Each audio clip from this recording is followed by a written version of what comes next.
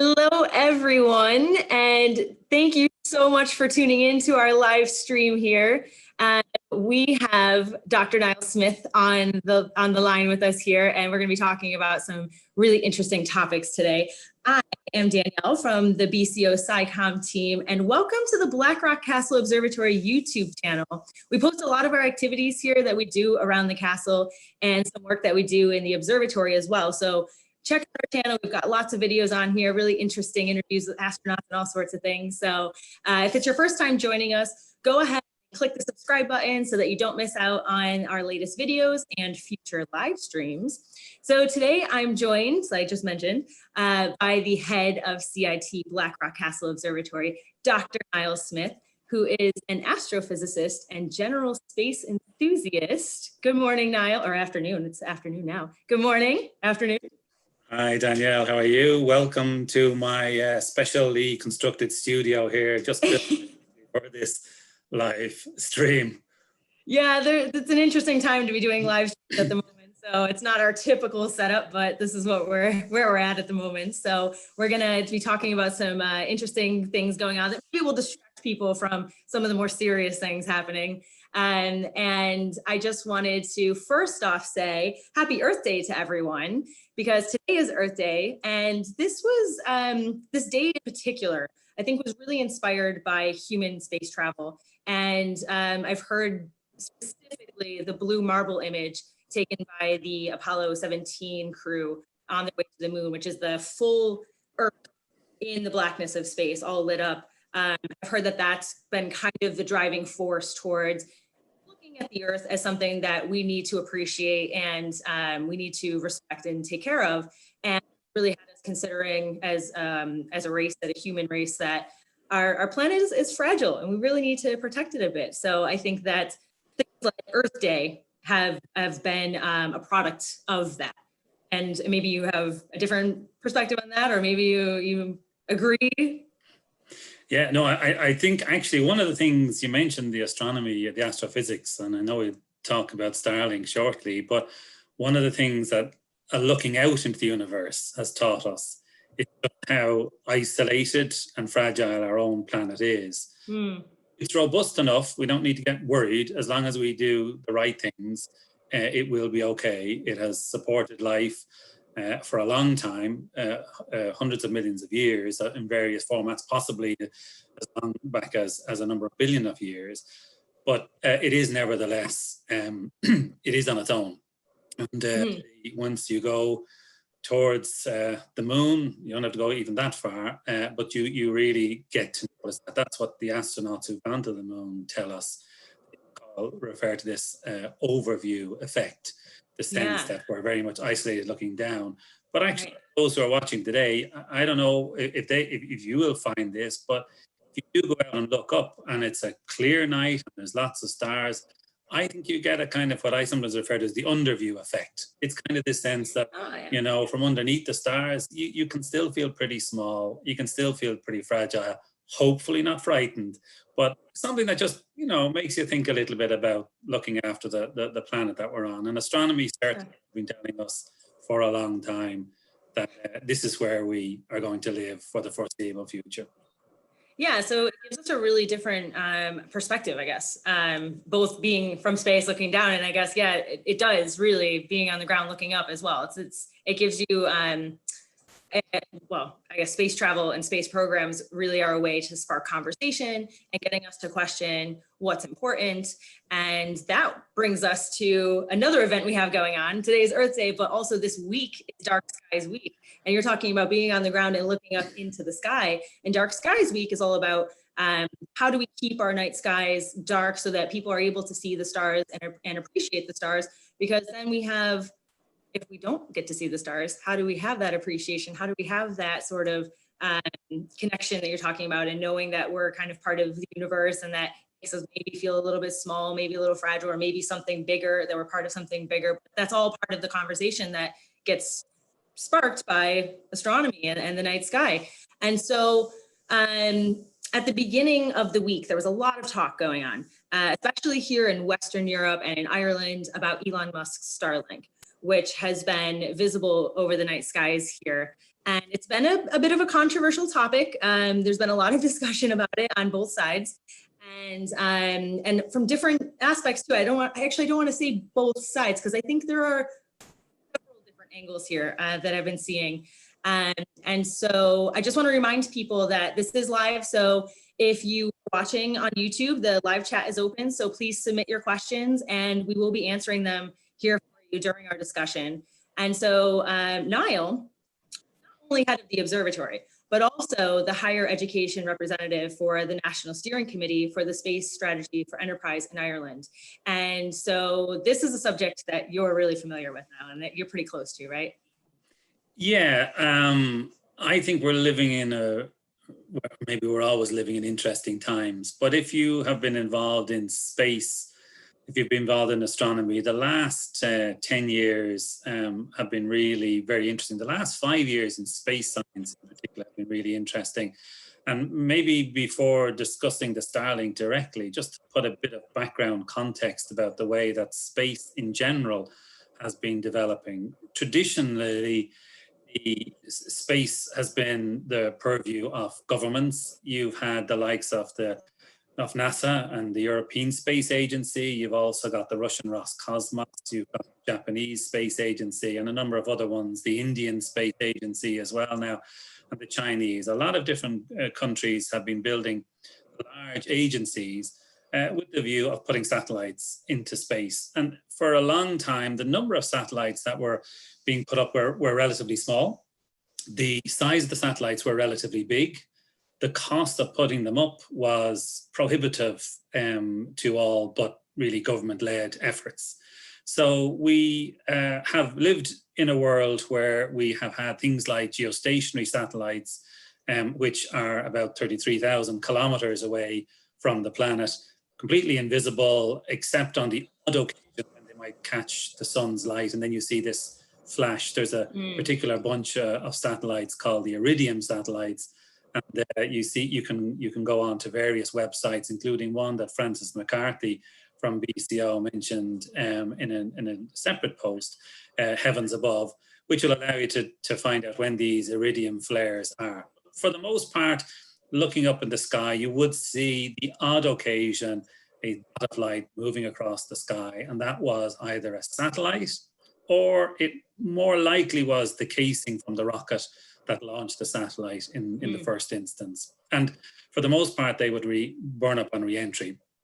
Because the numbers were small, it wasn't really a big problem.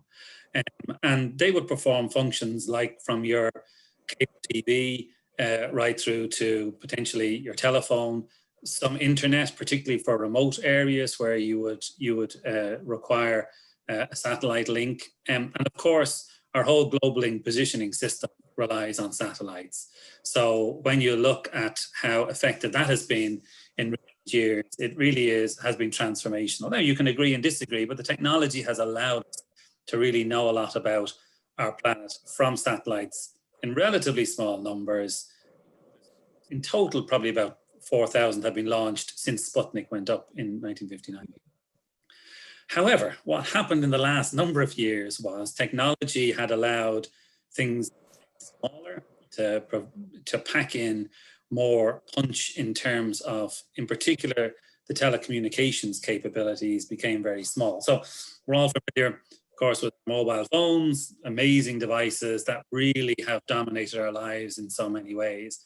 And if you think the analogy is that satellites, which used to be the size of a car, have now been shrunk down to your size of your mobile phone, and you can put those up in space, and they did what your car-sized object would have done 10 years ago. So it was probably inevitable that private industry at some level was going to see an opportunity here. That's where a number of companies have jumped in. The most visible one at the moment by far is Elon Musk's company, SpaceX. They've done a lot of very interesting things with bringing people up to the International Space Station or developing modules to do that. What really, I think, has caused most commentary is related to their system, which they refer to as Starlink, the objective of which is to bring well, we might have an interesting discussion of what the objective is, but the nominal objective is to bring broadband or telecommunications capabilities across the globe in a way that is commercially viable. So a key thing, Danielle, to say also at the outset is these are what we call low Earth orbit satellites. So I mentioned that the geostationary satellites are very far away and so are really invisible. But because of that, you need very powerful ground stations to connect with them. So the new model is that you put small satellites closer to the Earth, and that means the power you need to communicate with them, for example, is much smaller.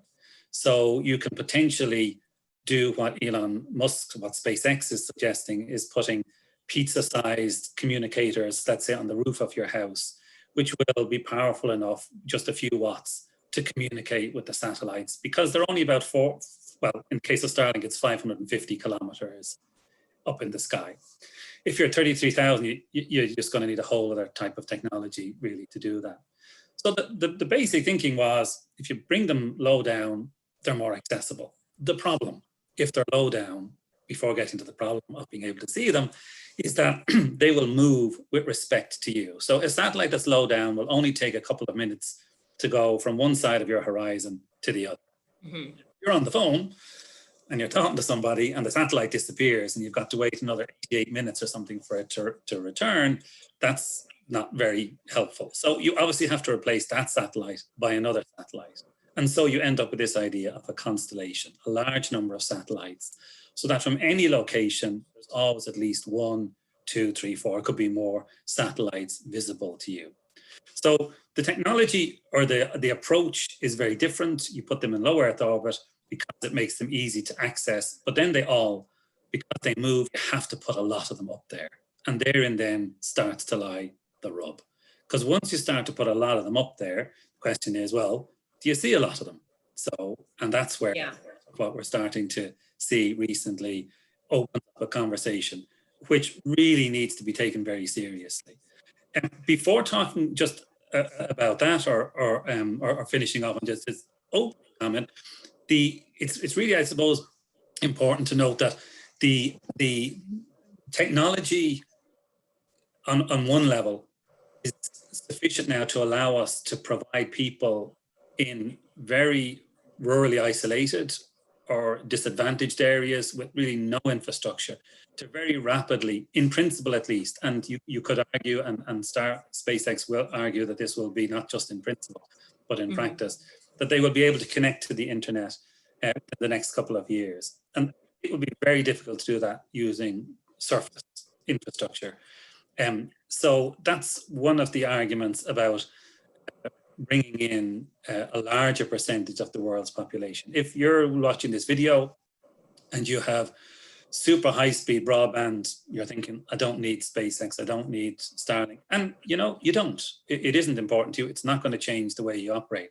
However, there are parts of the world where that may be different. And so this is one of the arguments about the commercial viability in areas where you are currently poorly serviced. And is there an alternative way of doing it? Well, low Earth orbit constellations appear to be technologically sound to do that, at least in principle. When I say in principle, there's been 360 satellites launched so far from Starlink. So there's been a lot of money invested. There's a lot of people who have done the calculations from a lot of different, both academic and commercial sides of things. And there's certainly an argument. We have seen already, by the way, some companies go bust, including a very high profile company called OneWeb, which was may still be, but was intended to be a competitor or at least another provider. But actually the COVID-19 hasn't helped being able to get the amount of money. But it's a high risk commercial operation as well as being something that is, it seems, technologically possible. Now, I hope I haven't gone on too long with that background. Actually, I was thinking about that because it sparked a question for me, and then there's also a question in the comments. So there's, I guess I'll do the commenter first, because that's what we're here to do. One of the questions here from Alan was, can satellites help with COVID-19? Is there a way for them to play a part in that? Yeah, so I guess one of the things that people are looking at in particular in areas which are, well, satellites, of course, different types of satellites. So if we go beyond just, let's say, Starlink, for example, so if we talk about satellites that are currently fully operational, then one of the things we've seen a lot is this contact tracing. And contact tracing, there's a lot of work being done, and it's already been rolled out in some countries, like, for example, South Korea, where people on their mobile phones, the position of people that you've met with is available, at least in principle. Now, it opens privacy issues as to, do governments know exactly where we are all the time? Right. Ask the question about, can it help in an emergency? Well, then it can automatically tell you who you've been close to if we're allowed to harvest the data. As a democracy, we have to make some decisions around that type of activity. Some countries, it can be more centrally decided. But in terms of the technology, the way I look on sometimes the satellites is they're a little bit like a lot of technologies. It's we humans decide whether we use them for good or bad. But position of individuals is now already possible. You can see then things, for example, using Earth observation. You can look at movements of people. You can look at migrations of people. We've seen migrations to do with other issues and to do with war and famine and so on.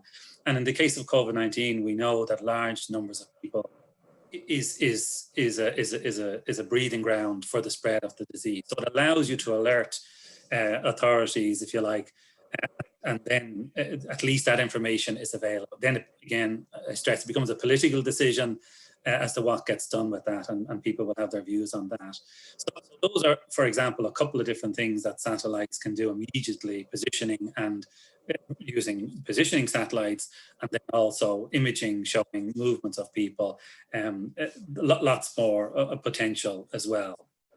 And so my understanding with the low Earth orbit satellites is that the latency with these satellites in terms of internet connection and things would be much smaller than if we're using, if I understand right, that there's a possibility of it being even smaller than even fiber or cabled internet.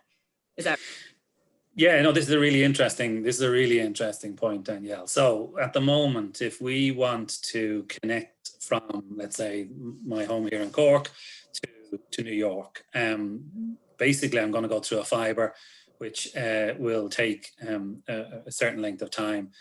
I think, if memory serves me correctly, but I'm running purely from memory on the exact number here, but it's something like about 80 milliseconds. But actually, if you look at the way a constellation of satellites can work, and you don't need the full constellation that SpaceX is putting up or intending to put up, then you can actually reduce that by about 50%. So you can reduce that down to 40, 45 milliseconds. The reason why that's important is there are some businesses which rely on super fast communications.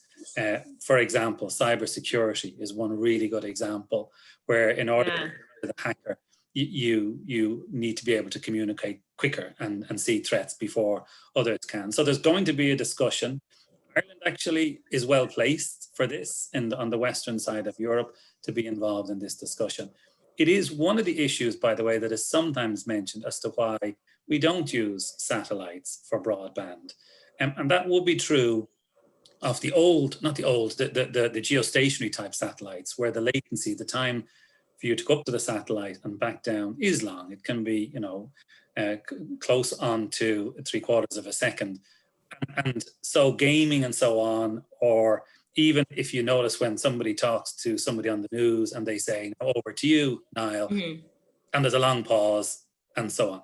That's because that's going through a satellite that's very far away. With the new constellations of satellite, that won't be the case anymore. And so that has implications when you need, for example, things like telemedicine, where a surgeon can't be doing something and then at latency affect the person. So there's lots of interesting reasons why you would want to reduce the latency and low Earth orbit satellites technically provide you with that. And in my experience, Danielle, if something is really going to change things and give you ultimately a new opportunity, somebody's going to figure a way around the problems associated with it. We're at the figure the way around the problems stage of low Earth orbit satellites for sure. They're very, very new. The first batch, by the way, only went up last year. I mean, so we're really the very early stages of this new way of thinking about doing things. Yeah, and I have a lot to say about the whole Wild West. You know, you and I have had a little bit of discussion about that as well. I had a private question sent to me yesterday about the Wild West of well, this area of satellites and who has the rights to what and who has the right to be launching satellites going over certain areas and things like that. There's a lot of unknowns here, and I'd love to get into that, but we have some questions in the comments, so I think I would hold off for a sec on that. But I have a question here that says, what if a satellite gets hit by a meteorite? That's a great question. So we know that satellites have been hit by meteorites. We know that at least one satellite, confirmed communication satellite, was disabled as a result of being hit by an object. Now, I should say, by the way, when I say we're actually not sure if it was a piece of debris or an object that was technically floating around in space that we ran into. And Keep that's an that important in mind, because there's a question about that coming next. So okay, somebody has some question about space junk. So yeah, that's an interesting point. No, and that'll be a great question. But last night, some people might remember, was it's going on for more than a week. But the peak of the Lyrid meteor shower was last night. Now, if you were in Cork, it was cloudy. At least it was before I went to bed. Yeah. So it wasn't really possible to see that. But during meteor showers like that, it is likely that you're going to get a satellite's going to get hit. The International Space Station, for example, regularly gets hit by small pieces of debris, and they can be. There really is. It's very hard to do anything about that to prevent that. So one of the ways that you look at that is it's relatively unlikely that something of sufficient size, because most of the, like for example, the shooting stars you see at night, they're all smaller than a grain of sand. Now, they look very impressive. They burn up in a fraction of a second, and they do look very impressive, but they're actually very small. If one of those hits your satellite, if the satellite was the older type, the bigger one, it's probably fine. And there's some redundancies built into most satellites. So, for example, geostationary satellites can some of them have been up there for 20 years and they're still working. But when you get to the low Earth orbit type satellites like the Starlink, they're much smaller. So, in principle, a single hit on a smaller satellite can have more devastating effects. The counterbalance is you have a lot more satellites, so you hopefully have a redundancy built in there. But maybe this will follow on to the question that somebody asked about the debris, because there might be a good segue into that. Yeah. So it says, are the Starlink in a line and going in the same direction? And I'm not sure if I saw this earlier. Oh, they weren't. This is coming from Sandra. She said, I'm not sure if I saw Starlink satellites or some other ones. Do you think Night Sky is a good app for identifying? Oh yeah, so a good place to be able to track satellites and things. I know there are a few different options out there. I have one on my phone that tracks the larger things, and I get like a notification every time like the ISS comes over the horizon and things like that. So I know there are some things out there. Do you know of anything in particular that you would suggest? Well, I kind of like the Heavens Above website, but there's a bunch of different apps. I can't say that I'm an expert. I generally feel a bit like a dinosaur now in answering this question, but I generally use Heavens Above on my laptop, for example. But I know you can use that off any device, and that's very good. That has all the Starlink parameters in it. And it will allow you sorry to interrupt. I just want to mention before I forget, because Frances actually just did a video on Heavens Above too. So she tells you how to use it and everything. So if people want to poke around on that website and Twitter and things, they have that out there. And so it'll give you an idea of how to use the website. She does a real quick overview of how to get through things. And Starlink is one of the things that she mentions on there. Yeah, and just going back to the question about if it's in a line, if it's a bunch of satellites. Now it'll vary. So the way the Starlinks are launched is they're launched in batches of 60, so you will see initially a line or a couple of lines of objects which will aggregate to roughly 60. And over time, they go higher in orbit. So low propulsion to bring them higher into orbit, and as they go higher, they also spread out, and that's intentional, so that the distance between and the brightness of them, the distance between them increases and the brightness of them decreases. The reason why there's so much interest right at the minute is because there was a launch only a couple of weeks ago. Actually, it's a little more than a couple of weeks ago now at this stage. But they're very easy to spot relative to the background stars, and they're also really quite bright at the moment. So that brightness will fade. Now I know there's a lot of discussion around that. I'm happy for us to have a bit of a chat about that. But certainly, if you're seeing a line of dots moving slowly, relatively slowly across the sky, taking a couple of minutes, there's nothing else other than Starlinks that will do that. There's nobody else launching anything which looks vaguely like a Starlink launch set.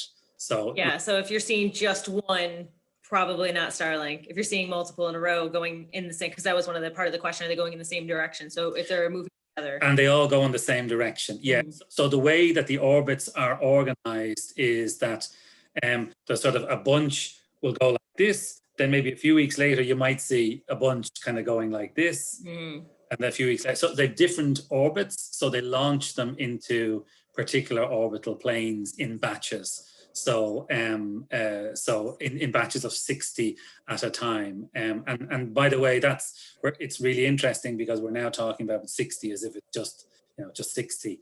A few years ago, you were just launching really one or two, and that satellites at a go. So that's right. changed now, hugely. Yeah, it's definitely taken a big shift in terms of how we're using satellites, and actually, I'll say what I'm going to say because somebody brought up policy. But before we get to that question, are Starlink satellites space junk? This is what I was mentioning earlier. Do they orbit? Do they deorbit and burn up when they fail, or if they reach the end of their life? So a great question. So that was from Seamus. I should be saying people's names. Thank you, Seamus. Sorry.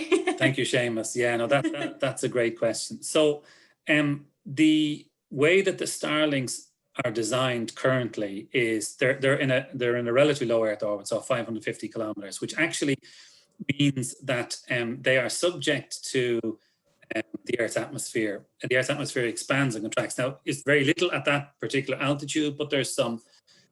They are designed to not stay up there longer than 25 years. So even if nothing else is done, they should deorbit, but they have deorbit propulsion on them, which allows them to be brought into the Earth's atmosphere. Now, the question becomes what happens to them? And yes, at the moment, the only way that has been, the only thing that people can do really is to burn these devices up as they re-enter. So a couple of comments on that in a second, because obviously we generally don't like burning stuff up, and that in as we understand more about the environment, we don't want to do it. But the comment was made also about the failure. If a propulsion, if one fails, the object will really just stay in that orbit, and that orbit will gradually decay. By decay, it means it'll just come lower and lower, and eventually it will, within the 25 years, it vary a little bit. It varies depending, interestingly enough, partly on the activity of the sun. When the sun is very active, it can expand our atmosphere a little bit. When the sun is less active, it can contract the atmosphere a little bit. Global warming also has an effect on the size of the atmosphere, actually. So, but effectively, if a satellite, a Starlink or other satellites, loses its propulsion, it's an issue. It's a problem. So there's a lot of work being done. A lot of work, maybe that's an exaggeration. There's work being done on retrieving satellites that are somehow not working. Again, if you think about it, 20 or 10 years ago, this wasn't such a big problem. Now we really need to figure out how do we retrieve satellites. And I could foresee in the future a time when you won't be allowed to put up a satellite unless you have a plan to formally bring it down.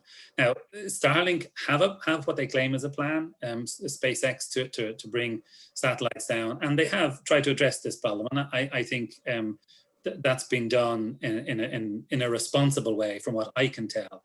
I don't have any. I'm not privy to any, like any of us. I don't work for SpaceX, so I don't know any intellectual property protected technology using and so on, or data that they have on the success of doing this.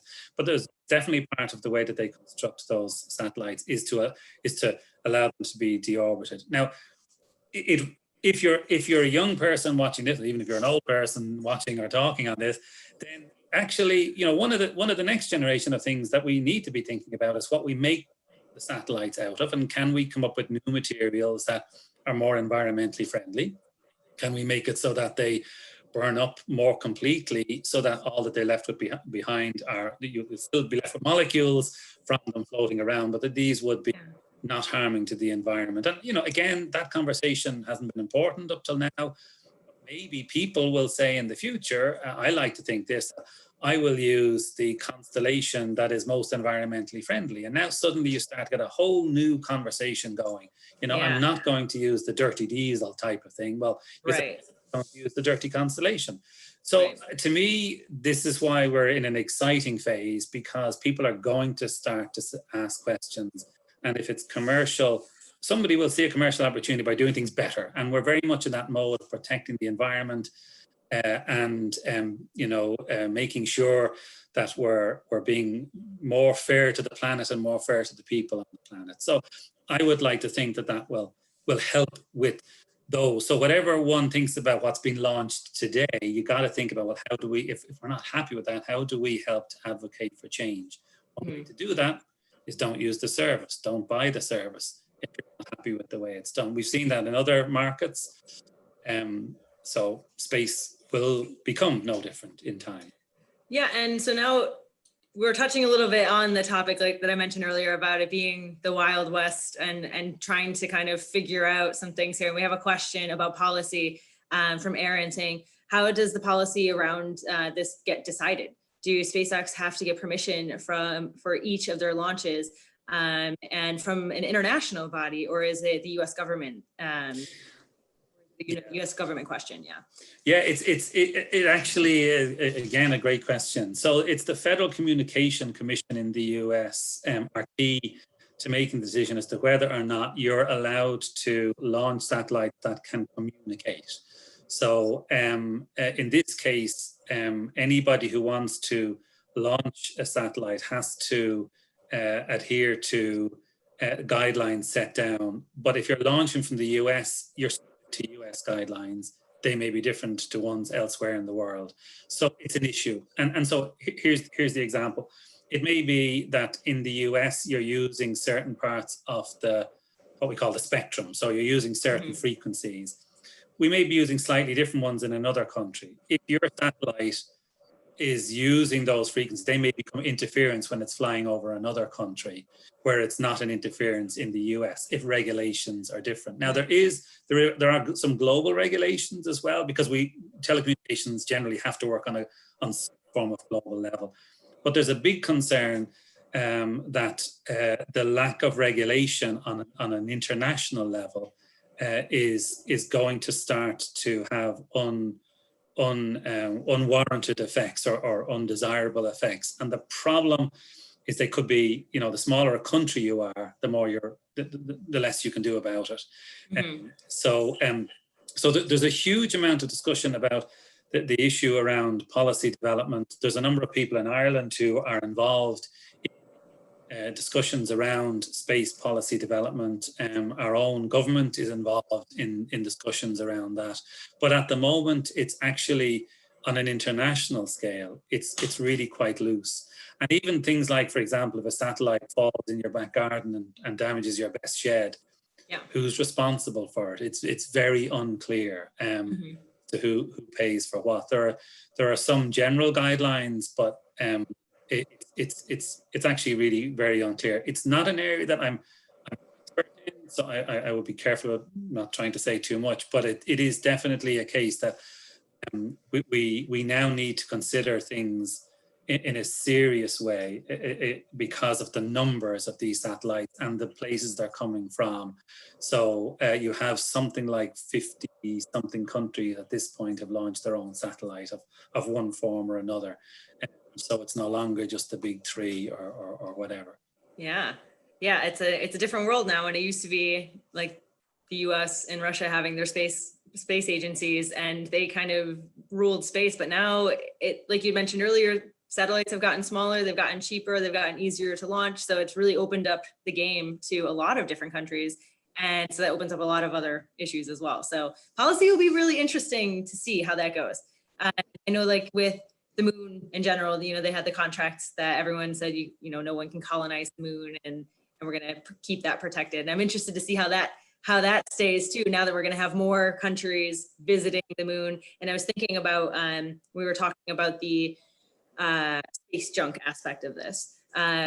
If we have a lot of space tourism as this new thing that's big in for private industry, and getting people to buy tickets to the moon and things like that. So if you're going to have more launches with people on board, and this, in my mind, if we have a web of small satellites going around, and they're all from different countries and different people controlling them, it's going to make things a little bit tricky, because sending up satellites in a rocket, when that explodes, yeah, that's terrible. It's a lot of money lost. But when you have people in a rocket and it gets sent up and hits a CubeSat or something like that, that could be a whole other, we've seen with the Challenger explosion and things like that, that it's far more devastating to lose lives than it is some equipment that could be rebuilt.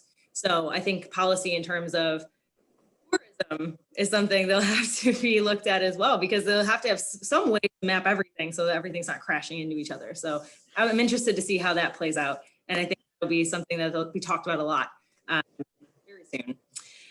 We have, this is really interesting, from our very own Keanu Regan, who is watching, and he says, is there a way to make satellites less reflective? SpaceX tried painting their last batch black, but appears to have had no impact. Talked a little bit about this as well. Yeah, so there's an interesting recent paper. So just going maybe back to the context of the question, first of all, for everybody. So the fact that you can see the Starlinks in the sky immediately tells you that at the moment, at least, they're bright enough to be seen with just the unaided eye. So, you can have different views on whether that's pretty or that's horrendous and so forth. As they go higher, they become less visible. And the Starlinks that were launched last year are currently invisible to the naked eye. So they're about 2.5 times fainter than the typical eye can see under really dark sky conditions. So you could, in principle, see them with a pair of binoculars. You'll certainly see them with a telescope. I'll come back to that in just a second. But the issue is that like every device in the universe that wants to do something, it needs energy to do it. So energy powers everything in the universe. So where does the energy come from? So it either comes from batteries run out. If you're in space, there's no cloud. So the obvious thing to do is to take the energy from the sun. So you put solar panels, and part of the problem with the solar panels is they're relatively large in area, and they reflect light. So does the body of the satellite. So if you think of the satellite having a body, and then the solar panels sort of sitting out from it powering that. So all of that then, as Cian points out, reflects light. Traditionally, first of all, this hasn't been a huge problem because, again, the number of satellites was relatively small. I used to do observing from the island of La Palma in the Canary Islands, where you have the European Northern Observatory, and we were looking at quasars. And we'd have a week's worth of observing, and at least a couple of times in that week, you would see a satellite trail in your images. And the problem now is if constellations become large, so we haven't mentioned sort of numbers yet, but the initial batch of Starlinks has to be around the 4,000. There's plans for 12,000, and then there's some comments about up to 40,000. So even if you go with the 4,000, that doubles the total number of satellites that's ever gone up into space.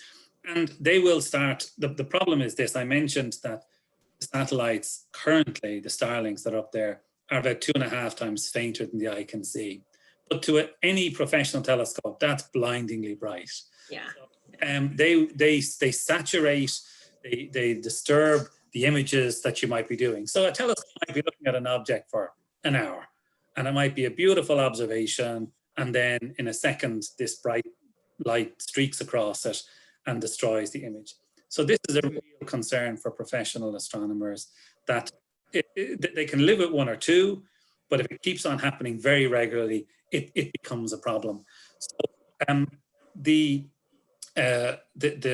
astronomy community and others, let's just say that they approached SpaceX with concerns, and the International Astronomical Union, which is the professional body around astronomy globally, has also expressed concerns.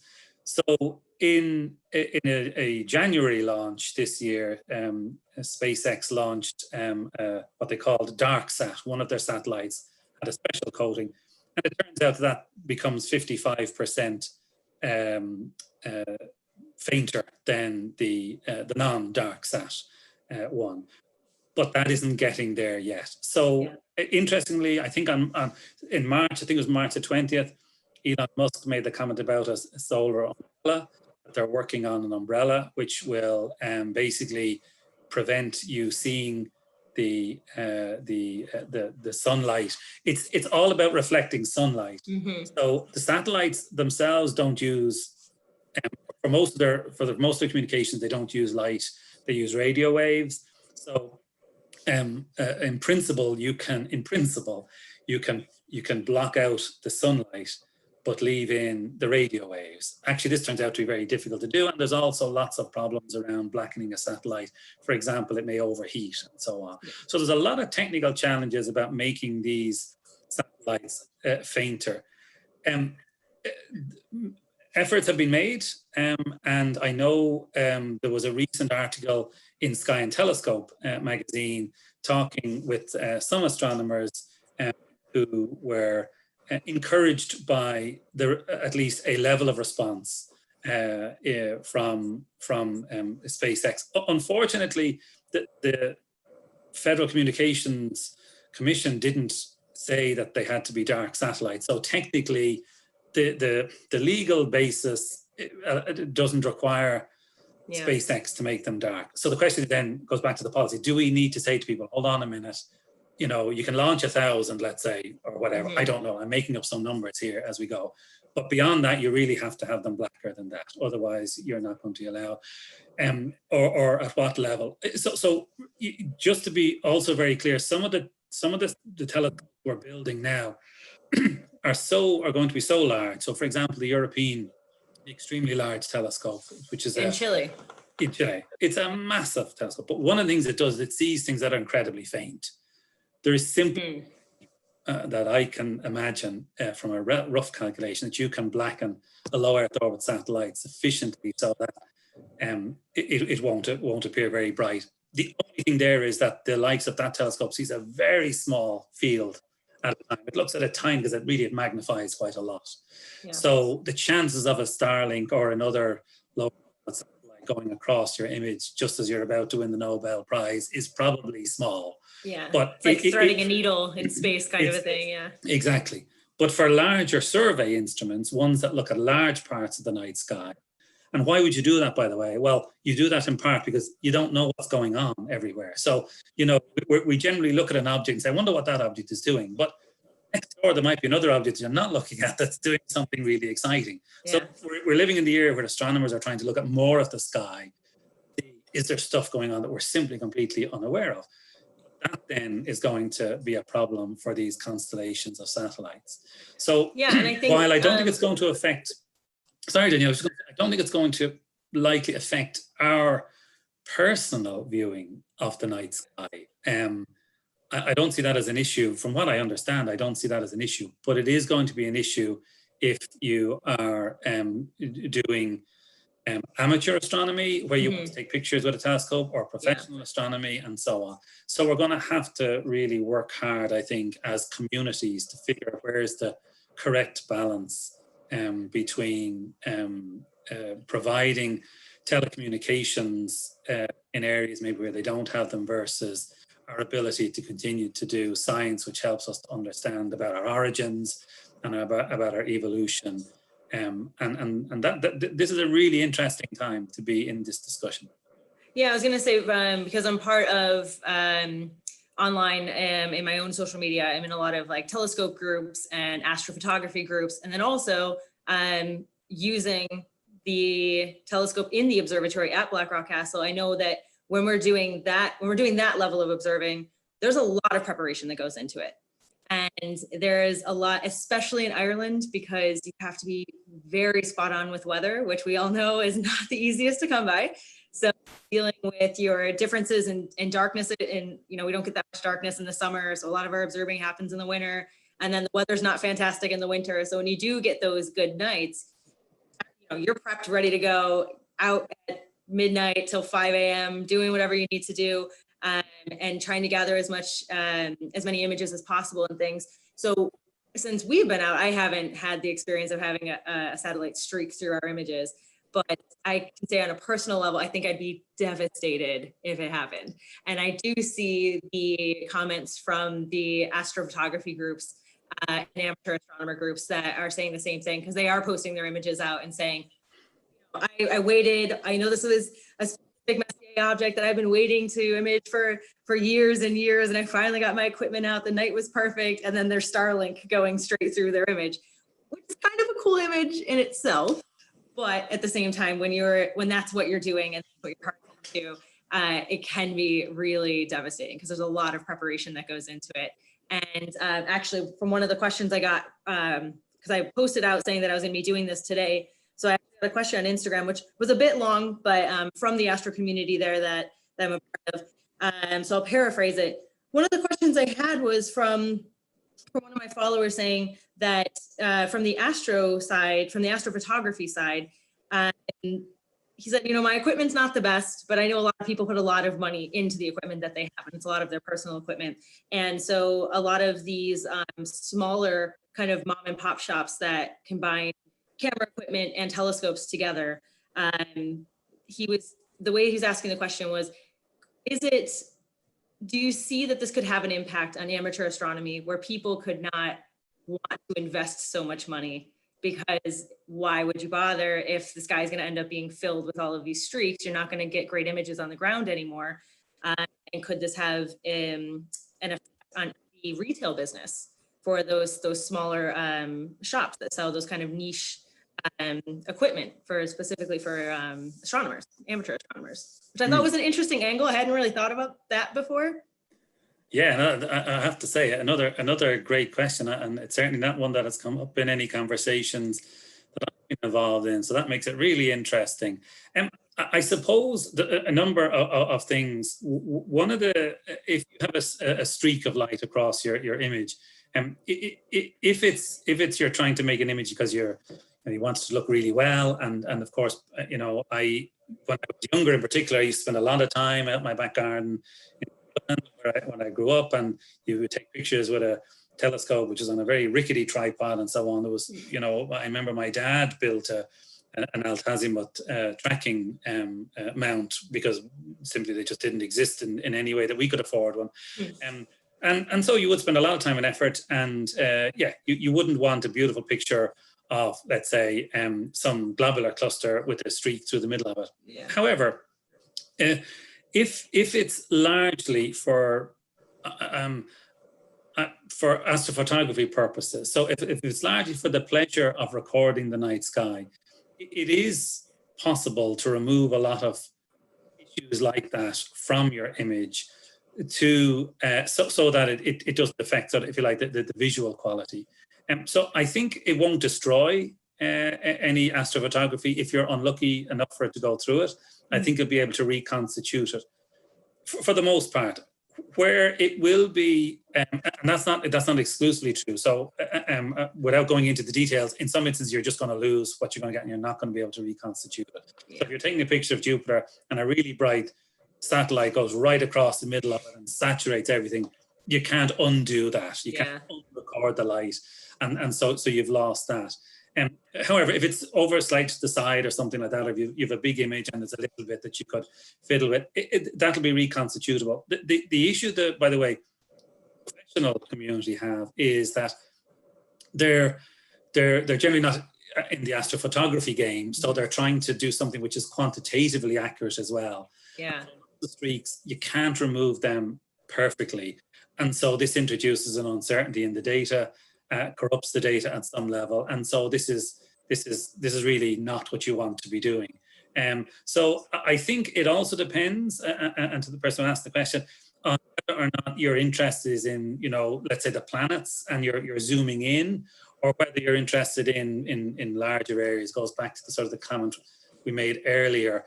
If it's wider, then you're more likely to pick up a satellite. However, it'll appear as quite small. Mm-hmm. If you're focused in, you're less likely to see a satellite trail. However, it's going to be more devastating if you do pick mm-hmm.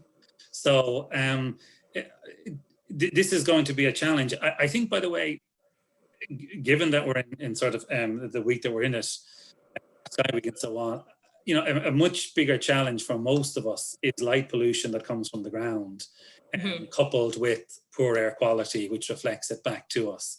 But while I think that we're absolutely right to and should continue, and I know today we're talking about the issue of like the Starlink and so on, not to suggest we shouldn't. Just in terms, it just struck me before we sort of finish at some point that we also mentioned that dark skies are something that we need to argue for on multiple levels. I think we all got completely distracted by constellations of satellites we'd be missing what is going to remain the biggest challenge to our ability to see the sky above, which is unnecessary pollution. And I may say something which I'm obviously aware that we're live, but and so therefore potentially can't take it back. But I am discouraged by images, pretty images of Ireland at night from above, where you see lots of light. I just think that's not an image to be celebrated. I think we need to be celebrating the reduction in the brightness of the view, not an increase in the brightness of the view, which is all we're seeing at the moment over time. I know it might be pretty, but it's what makes it impossible from the ground to see the space above us. It might look great from above, but it sure ain't looking great from below.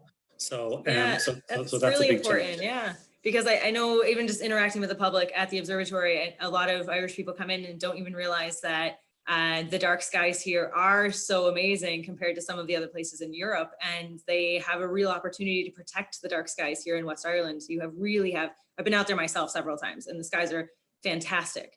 So it is something that's really just to bring awareness to that it looks nice in a satellite image, you can see the outline, but what exactly are we really looking at there? Yeah. And actually, for me, some of my most memorable, in fact, I would say all of my most memorable viewings have been when I have been out just with my eyes, looking, letting them adapt to the dark, giving it 20 minutes. And we used to do this not so many years ago. Get out in your sleeping bag, lie there, a bunch of friends. We can't do that at the moment, of course, with our social or our physical distancing. Not easily, you can do it, but you have to be careful. And just look up. If you have a dark sky location, and again, that may be difficult at the moment for us to get to, but there is something truly awe-inspiring about simply watching the skies above. Yeah.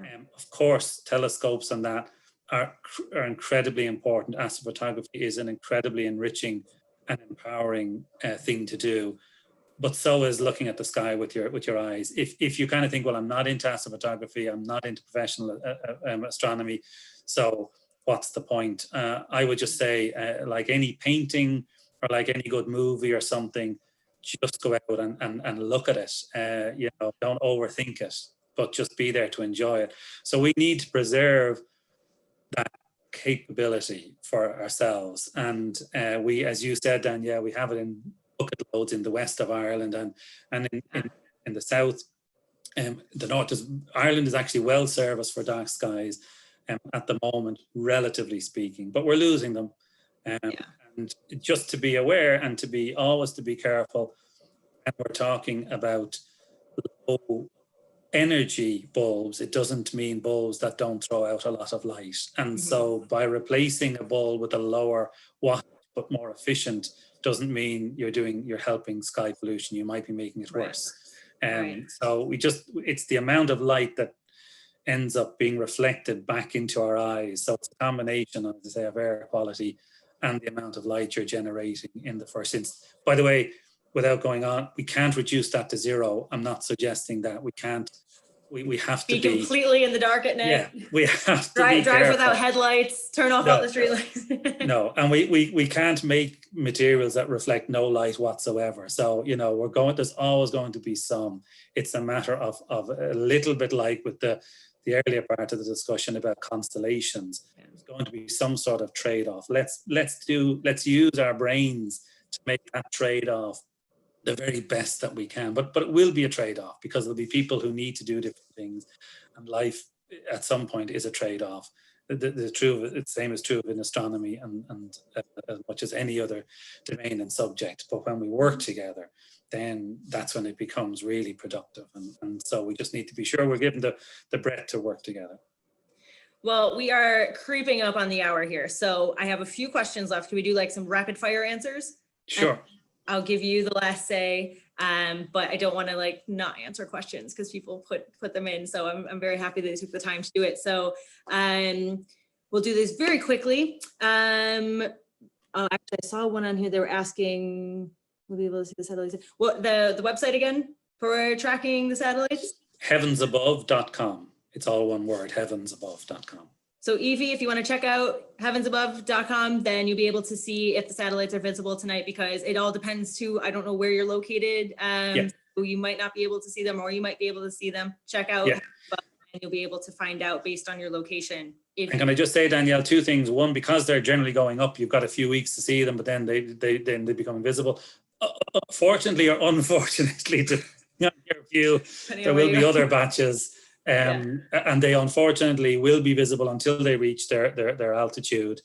So again, fortunately or unfortunately, depending on your immediate point of view. But there will be other, but keep an eye on heavensabove.com, bco.ie, of course, the Blackrock Castle Observatory website.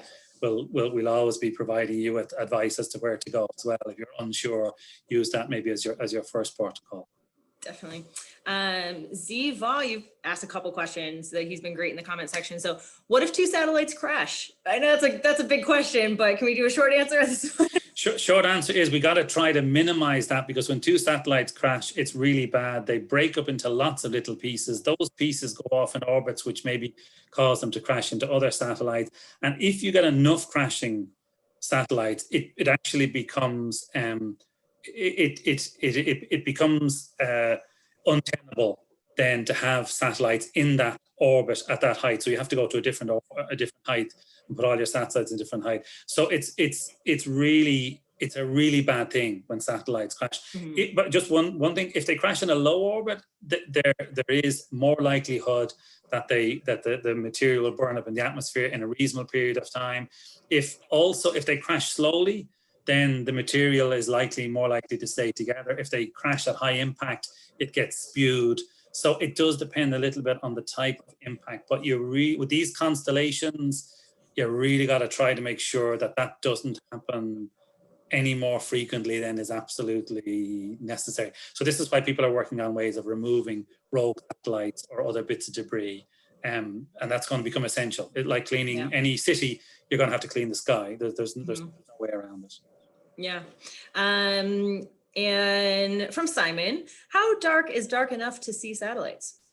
Oh, actually, I might be reading this wrong. How dark is dark enough for the satellite? So he might be asking about the color, like the satellite itself, how dark. I think that's it possibly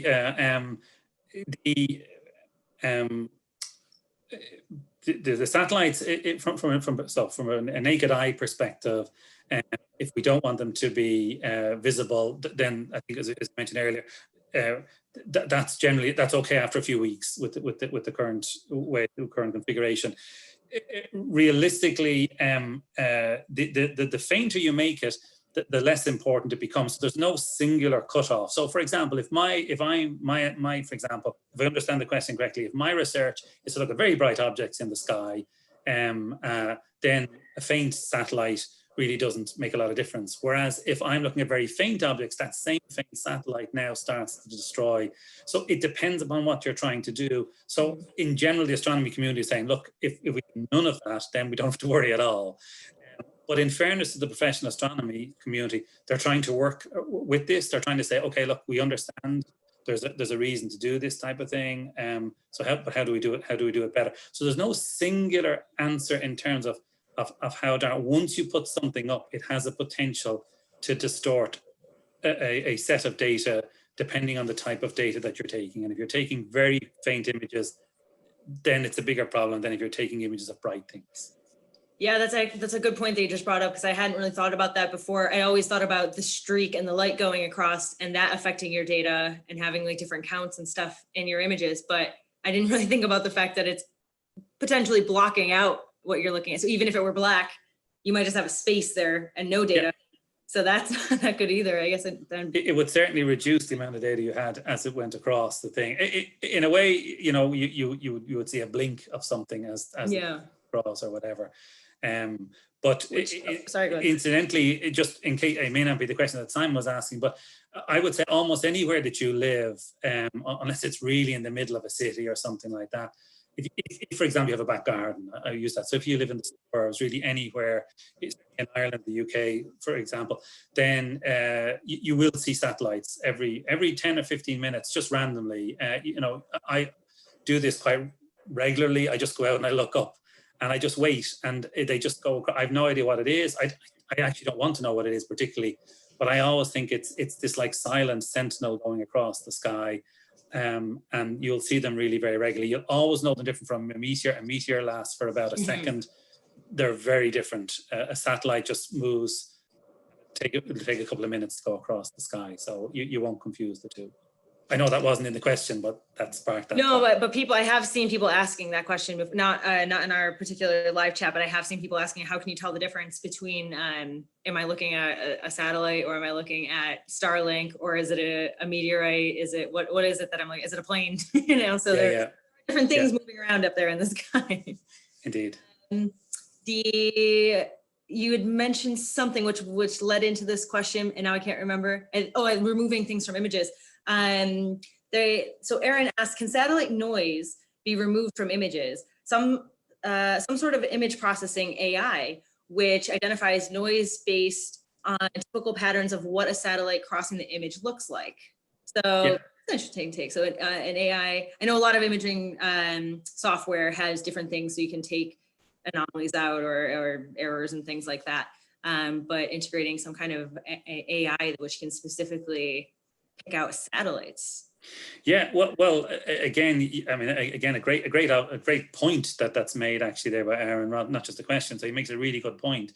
So AI works, artificial intelligence works really on, in the first instance, on being able to train it. So, you know, what you need to do is you need lots of examples of what satellite trails look like. Unfortunately, you could argue that we're going to get that now because there's so many satellites up there.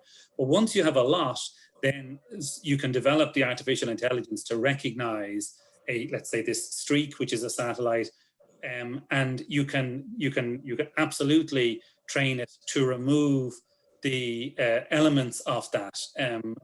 Again, sometimes you might lose some structure. So if you're going back to the point about if the satellite completely covers the face of the object that you're working on and has just simply obliterated it because it's brighter, then it's going to be impossible to recover that.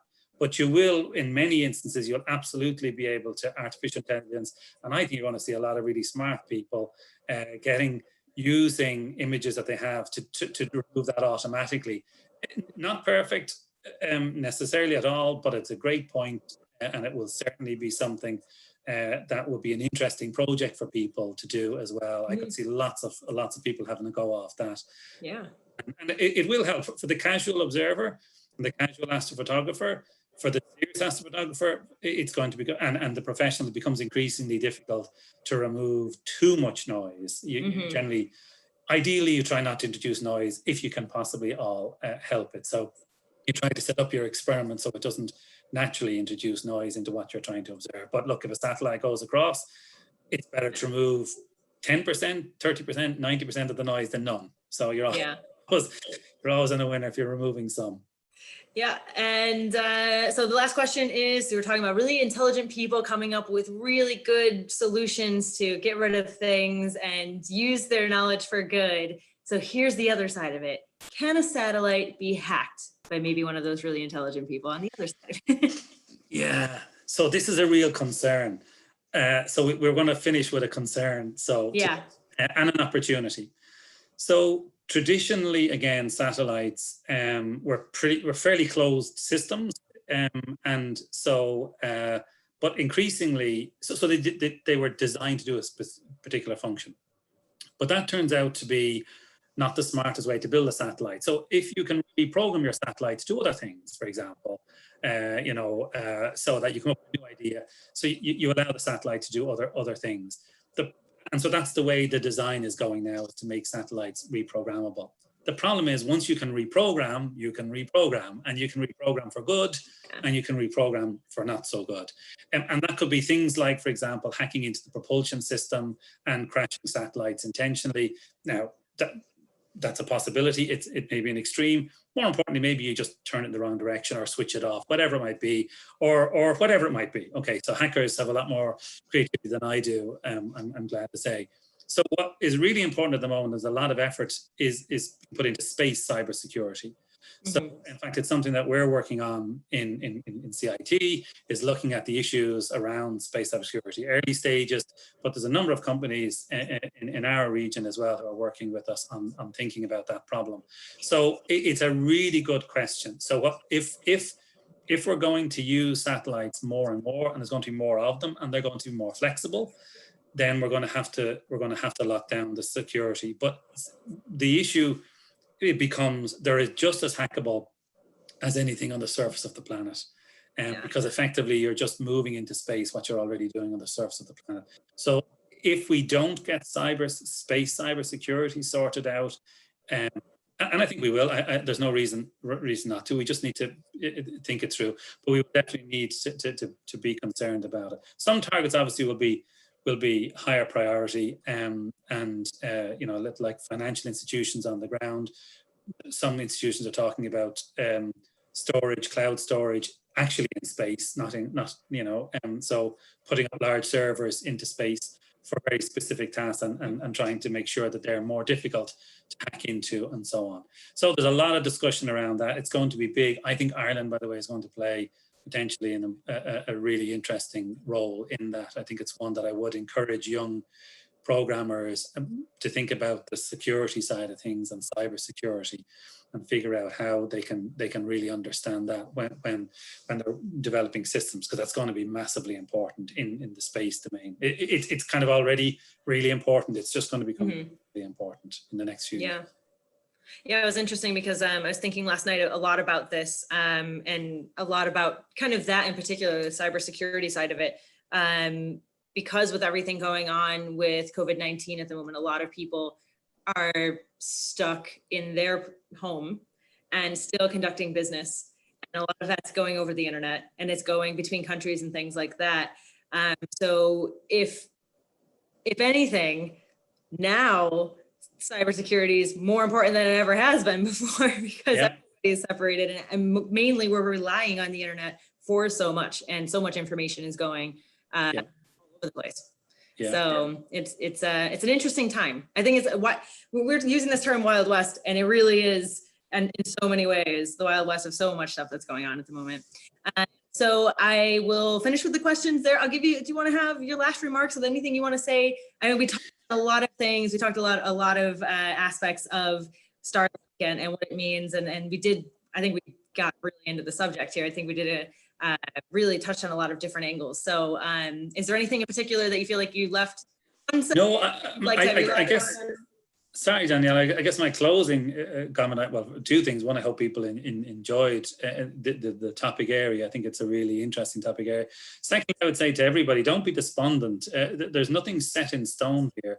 We have the mental capabilities to sort out problems that at the moment are looming large are irritating. They may involve individuals who some people feel are irritating, but I always look on this ultimately from what does the universe allow us to do? Does the universe allow us to make satellites that reflect almost no light if we're really smart?